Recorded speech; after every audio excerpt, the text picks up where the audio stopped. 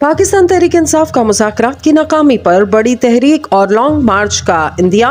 पाकिस्तान तहरीक इंसाफ ने हुकूमत के साथ होने वाले मुज़ाकरात की नाकामी की सूरत में बड़ी तहरीक और लॉन्ग मार्च का इंदिया दे दिया।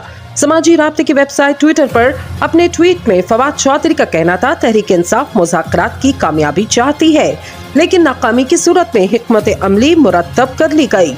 उन्होंने कहा, ये नहीं हो सकता आइन को रद्दी का टुकड़ा और अवाम को कीड़े मकोड़े समझ लिया जाए और तहरीक इंसाफ खामोश बैठ जाए। मुज़ाकरात की नाकामी की सूरत में अवाम बड़ी तहरीक के लिए तैयार हो जाएं। रहनुमा तहरीक इंसाफ का मज़ीद कहना था कि तहरीक का आगाज कल लाहौर, इस्लामाबाद और पेशावर में रैली से हो रहा है।